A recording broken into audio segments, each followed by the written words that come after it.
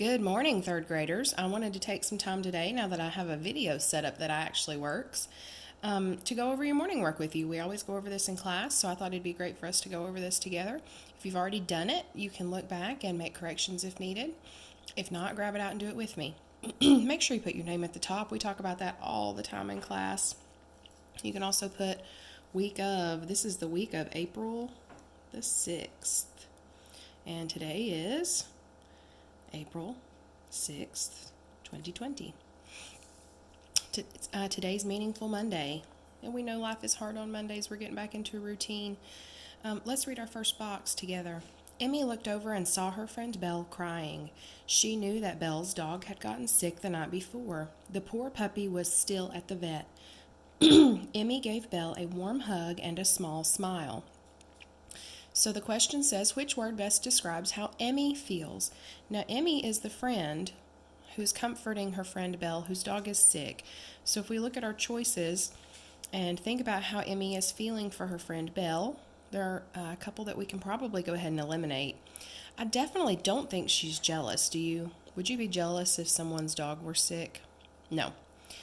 She's definitely not carefree. Carefree means she doesn't have a worry in the world. So we're left with concerned and anxious. And even though both of those are not bad answers, there's one that's better than the other. Even though she may be feeling a little bit anxious, I feel like the best answer here is concerned. She's feeling concerned for her friend and her well-being. So she may feel a little anxious, but I would think anxious would better describe the way that Belle is feeling. Okay? Let's move on to our synonyms and antonyms. Remember, synonyms are words that mean the same, and antonyms are opposites. All right. Now, limit and control, and what I like to do here is to put these two words into a sentence and see if they mean the same. So think about your parents limiting your video game usage. My mom limits my media usage. My mom controls my media usage. Does that mean the same thing? Pretty much. So what would we call those? We would call those synonyms. Okay? We have loyal and we have reliable. Think about someone who might be loyal. You might have a friend. So I might say, my friend is loyal. That means they're always there for you. My friend is reliable, which means also they're always there for you. So what would we call those? Yep, synonyms. All right, here we have the word shudder. Think of a time when you might shudder. You might shudder when you're scared. You might shudder when you're frightened or cold. All right, shudder just means to shake. Steady is a word that I would think of as the opposite of shudder. Okay, shudder means to shake. Steady means that you are holding still. So we would call those antonyms. All right, we have fled and escape. Fled means to run away. The criminal fled the scene. And escape means also to run away. So those words mean the same. Oops. So those are synonyms. All right, here we have a word vacant. And I believe that was a vocabulary word, if I'm not mistaken, from Wordly Wise. Vacant means something is empty. There's no one there. Full is the opposite of empty, isn't it? So we would say those are antonyms. All right, let's move over here. Let's read. Some frogs try to look fierce when they are confronted with danger. For example, the four-eyed frog has eye spots on its back. These are intended to startle and confuse the enemy. Other frogs can actually puff themselves up to look larger than they really are.